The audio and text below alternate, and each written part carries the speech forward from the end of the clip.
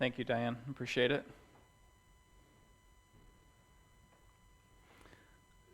All right, so as we begin our time together this morning, if you don't have a bulletin, kind of maybe throw your hand up, and I'm sure Todd can connect you with one. He already took his seat, so he's like, I'll throw one at you. But anyway, there's a place for you to take notes on the back of that. And as we kind of dive into our conversation for this morning, I'm going to have a little bit of a shameless plug here for our church, partially just for the shameless plug part, but also I kind of want to do something with this process. I want to evoke a certain emotion within you, and we'll talk about this in a moment. Now, in the context of our church, if you aren't aware, there's a lot of different needs that we have. Right, one of a good case in point for this morning is we have a need for someone to kind of become our missions coordinator, right? We've had people kind of pick it up and drop it over the past couple of years for various reasons. But obviously we're taking on some new missionaries. We want to keep them front and center in the context of the life of our church. So that's a very real need. You know, another very real need we have is our online presence. Between maybe a social media manager, someone that can kind of take over Facebook items, to someone that wants to get involved with editing and even designing elements of our website, right? And AV tech, right? Someone that can help out with the folks that already run some of our sound equipment. VBS workers, definitely need those. Sunday school teachers, a Christian education superintendent. You know what I'd love is an office manager of some sort. Can't tell you how many times I run out of ink at the worst time. Wednesday night teachers. There's a lot of needs we have in the context of our church. And I bring that up to you, not only because it's just an opportunity for a shameless plug of opportunities for you to get involved, but I wanted to evoke an emotion of feeling overwhelmed. Right? There's a lot of needs in the context of our church. And when I mentioned those list of things, many of you all might have felt that. And many of you all are already doing so many things, and when you hear of another need, it quickly makes you feel tired. It makes you feel a little overwhelmed. And that's just the needs in the context of our church, but we have so many needs in the context of our community and of our world. And if you're like me, as you get inundated with all of these needs, you just begin to get tired. In fact, there is a term for this known as compassion fatigue. Have you guys ever heard of this term, compassion fatigue?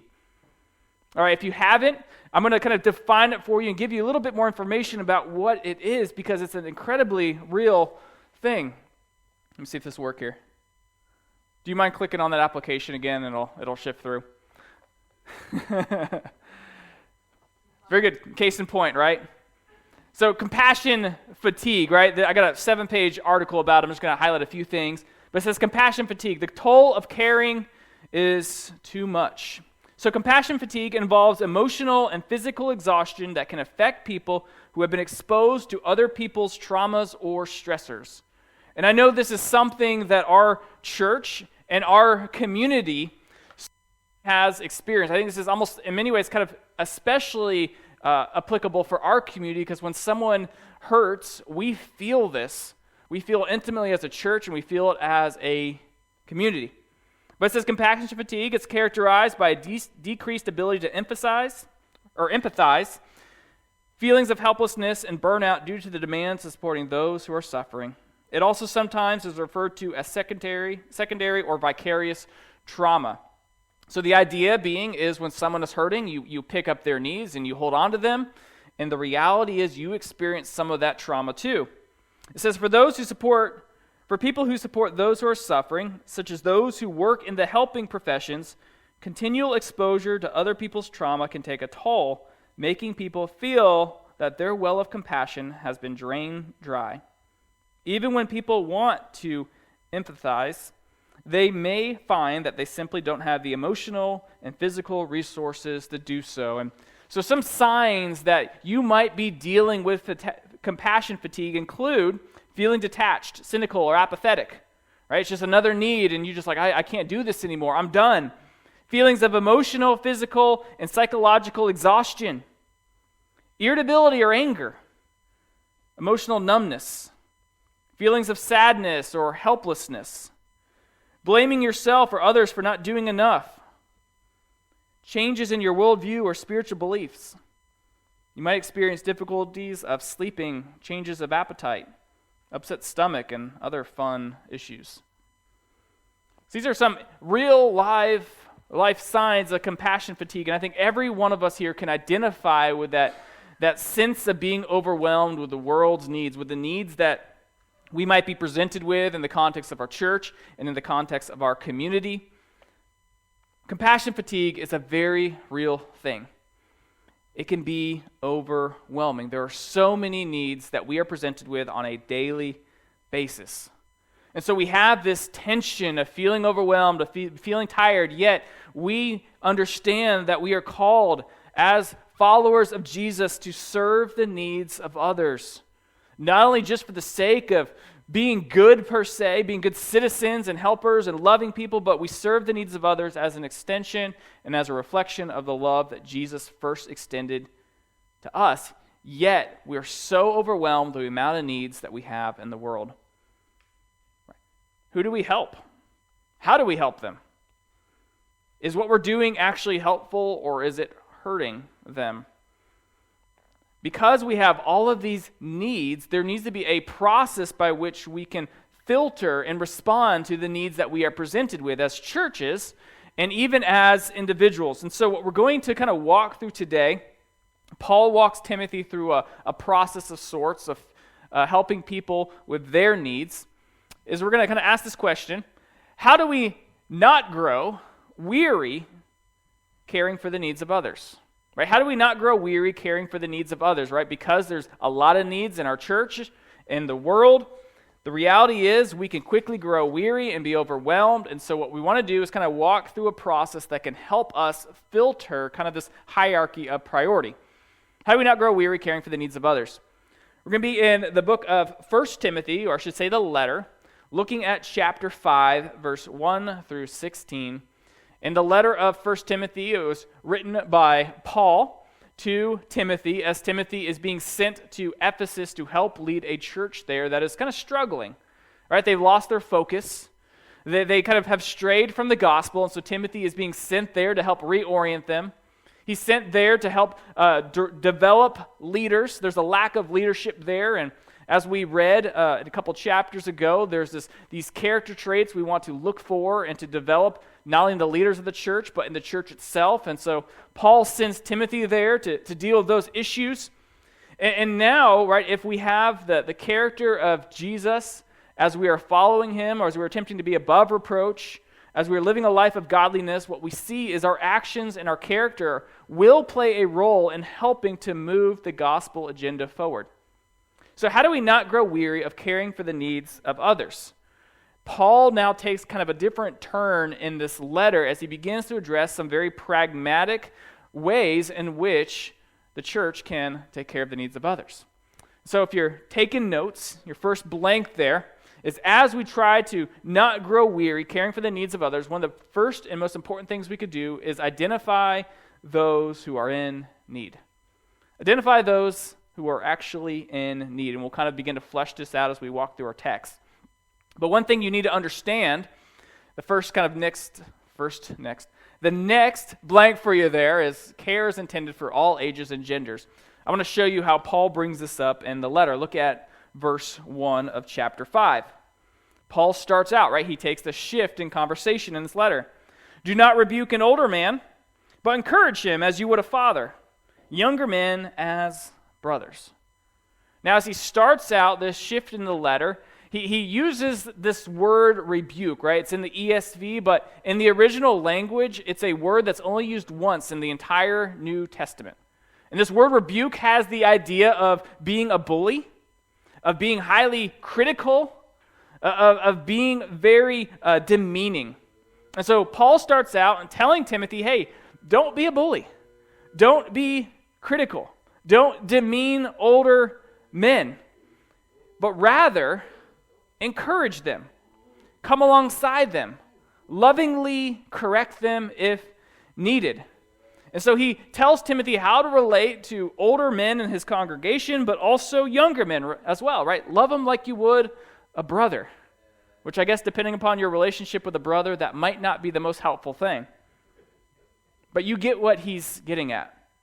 He calls him to care for the men of all ages in his church, but he doesn't stop there. Look at verse 2. He says this, right? You are to also, right, as older women as mothers, younger women as sisters in all purity. So Timothy is called to care for all ages and genders, right? Not only just the men, but also the women, right? Women are to be treated in the same manner as you would treat your mom, right? You lovingly relate to them, just like your mom, just like your sister. And I think this is really important because from this point forward, Paul takes a more intentional dive into a certain group of people who need a lot of care. But I think he starts out these first two verses by establishing this broad view of, by letting the church know that not only is it going to be the widows who need a lot of care, but there's a lot of care needed in the context of the church. And so just for you to have your eyes open, treat everyone with respect. Treat everyone with care. Right? Don't discount someone based upon their age, whether they're young or they're old. We don't discount based upon gender, right? Whether they're male or female, or even in our culture, some other gender they might associate with. Jesus was for all people, therefore his church should be as well. And so, as we think about caring for the needs in the context of our church, in the context of our community, we need to understand that care is intended for everyone, not just a certain group, but everyone is a person that needs care. Which, again, at this stage should make you maybe feel a little overwhelmed. But there's a special group of people who need very intentional care. Here's an explain. The vulnerable and unprotected need intentional care. As I said, I think it's intentional. Paul started out this section by kind of including everyone into the conversation, but from this point forward, he focuses upon one specific group of people who essentially model the principles that I believe he wants us to see as well. So the vulnerable and unprotected need intentional care. So let's look at this one specific group that Paul leans in on for Timothy. Look at verse 3. He tells them this: honor widows who are truly widows. This is very important during this day and time. Widows are now given special attention for the rest of the passage we're looking at today. But to be a widow in that culture was a horrible thing to go through. Because in the way that the culture was designed, right, they really depended upon the husband to provide. In many ways, kind of similar in our culture today, right? You really need two people in a house sometimes to make life work, right? Especially if you have kids. And so when a woman was without her husband because he passed away, she is now vulnerable. She now needs special attention. She needs care. And so she falls into this category of compassion that the church needs to now be aware of to step in and take care of her if needed. And we'll talk about how you kind of filter this process. How do we not grow weary caring for the needs of others? Right? We need to identify those in need. So within our sphere of influence, within your sphere of influence, what people actually have needs? And how would you even know? So we identify those in need, but the next thing is we actually need to define the care that is needed. Define the care that is needed. Paul walks through a process of which Timothy can kind of go through to figure out how to care for widows, which widows to care for, and ultimately why to say yes or no to caring for these widows. And so we're going to walk through this process because it lends insight for us into caring for the needs of others as well. So define the care that is actually needed, right? That there's a person that's on your heart or a group of people that's on your heart who need care. The next thing to ask is, what kind of care do they need? So some natural questions that you should ask if God lays someone on your heart is this, the first one. Are other resources available to actually help them? Look how Paul addresses this topic in verse 4. He talks about widows, but he says this: but if a widow has children or grandchildren, let them first learn to show godliness to their own household, to make some return to their parents. For this is pleasing in the sight of God. So even though widows fall in a class of vulnerability, who need care, what Paul says there is, hey, before you step in as a church to care for someone like that, you first need to ask, is there family who can help them? And I love, again, we talked about this theme that keeps reoccurring over and over again in this letter, this theme of godliness. Because Paul knows for someone to step in and care for a mother or a grandmother who's hurting, they're going to have to make sacrifices. And they are going to become looking more and more like Jesus as they step in and care for that mother or grandmother in need. So Paul says, hey, if you're going to step in and care for someone in need, one of the first things you need to ask is there someone else who can actually do this? Because realistically, the family can do it a whole lot better than the church can. And in fact, it's their responsibility to do so if they are available. Look at verse 7 and 8 of chapter 5. He says, command these things as well, so that they may be without reproach. But if anyone does not provide for his relatives, and especially for members of his household, he has denied the faith and is worse than an unbeliever. Again, that theme of godliness, being above reproach, comes up again. The idea being is if you're a follower of Jesus and you say, Jesus is important in my life and I want to look more like him, yet you're not caring for your widowed mother or widowed grandmother, Paul's argument is that that is going to be a detriment to other people following Jesus because they're going to see you not actually fulfilling the responsibility that you're called to do. It's the responsibility of the family to provide.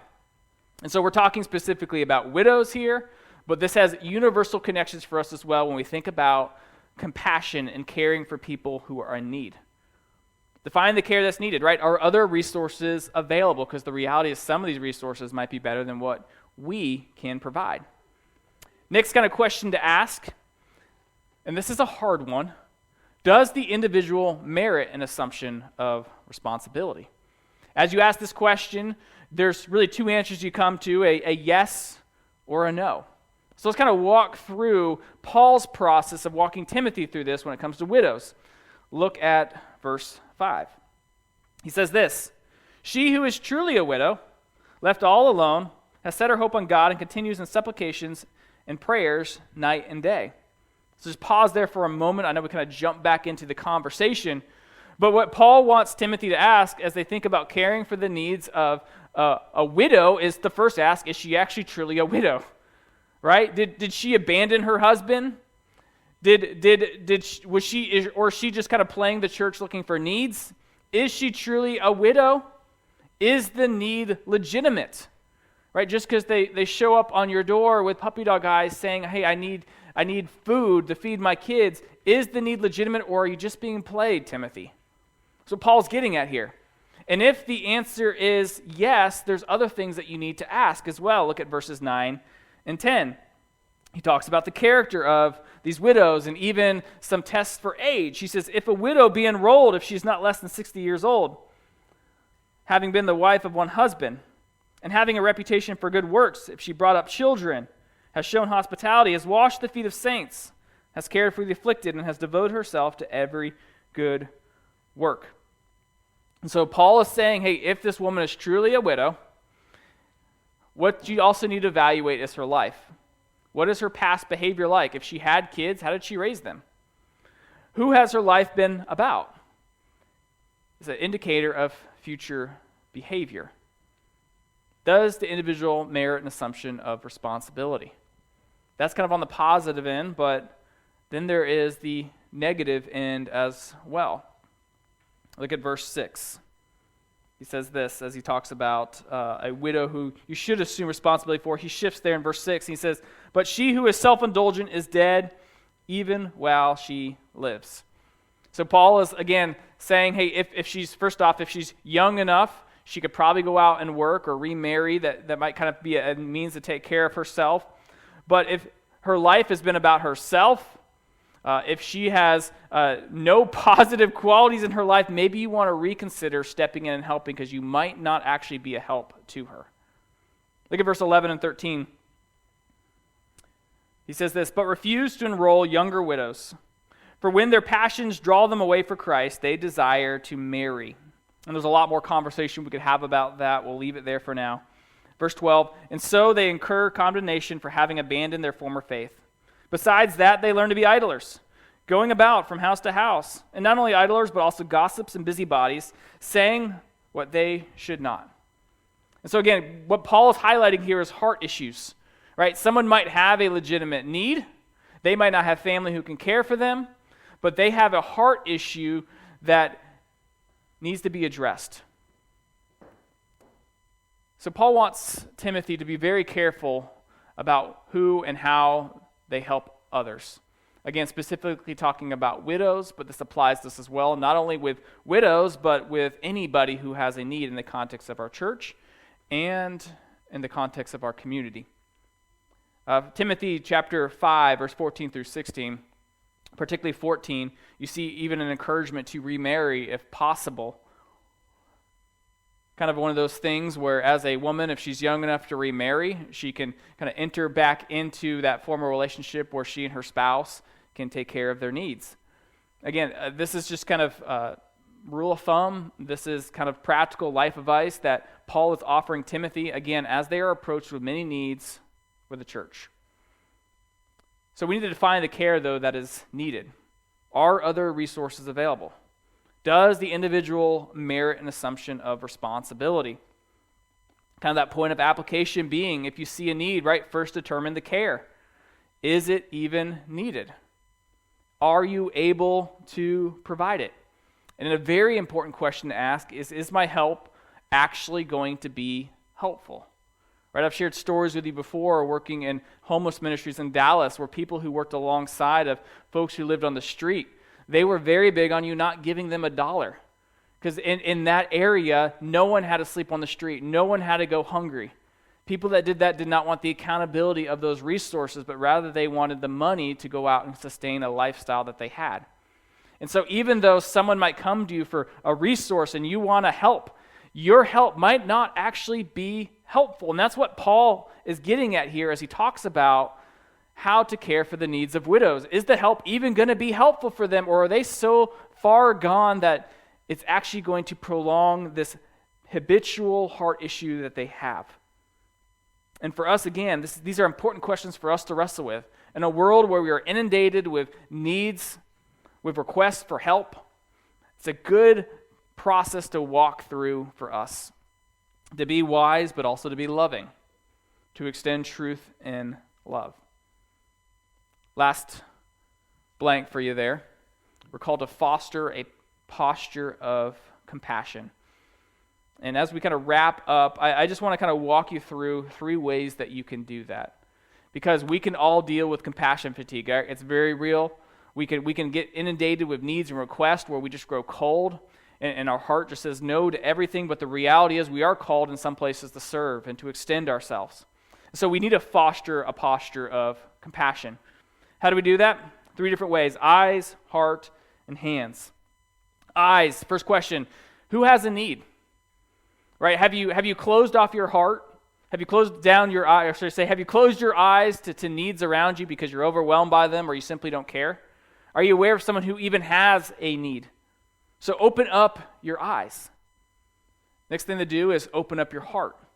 First you ask who has a need, and as you have identified who has a need, you can ask the next, how can I actually help? And maybe this might be in the form of resources, but maybe it might be in the form of prayer. Who has a need? How can you help? And finally, hands.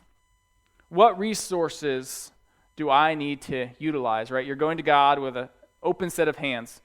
Do I need to give of my time for this need? Do I need to give of the talent and giftedness that God has given me? Do I actually need to let go of some of my resources to care for this person or this need? Even though we can be overwhelmed by the amount of needs that inundate us, we're still called to have an open posture, open hands, open eyes, open heart. But we need to do so with a sense of wisdom and discernment. And that's what this text is really getting at. Paul starts out by saying, hey, we need to be aware of the needs of everyone. We need to care for the needs of everyone. But you also need to be wise in how you do it. Here's an example of how you do it when it comes to widows. So let's have a posture of compassion, right? Let's not shut our hearts down. Let's not close our eyes. Let's not close our hands, but rather let's ask God, who has a need? How can we meet it? And what do we need to utilize to actually meet that need? right? How do we not grow weary of caring for the needs of others? So when you're dealing with compassion fatigue, there's a lot of good principles to heal from that. Some of it's practice self-care, right? Get away for a little bit. Maybe engage in a hobby, read a book, go for a long walk. Sometimes it's creating emotional boundaries.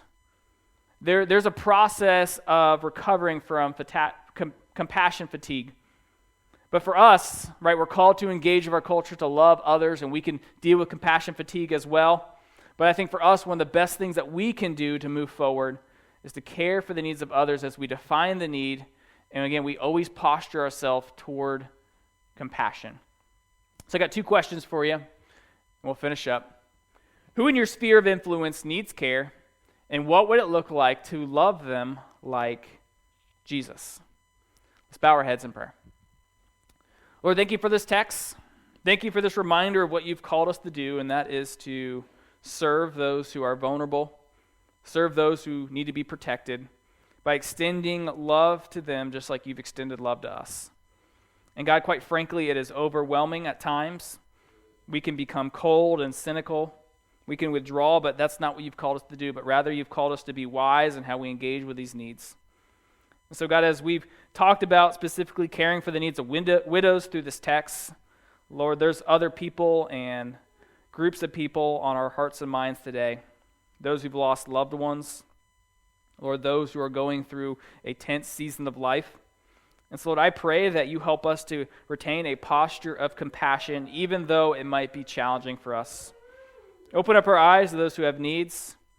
Open up our hearts to being available to meet those needs. And, Lord, help us to keep our hands open for however you would use us.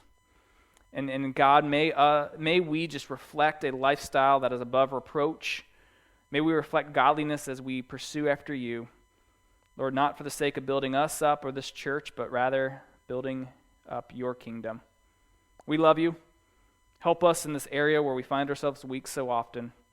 Support us as we seek to love those that you love. Amen.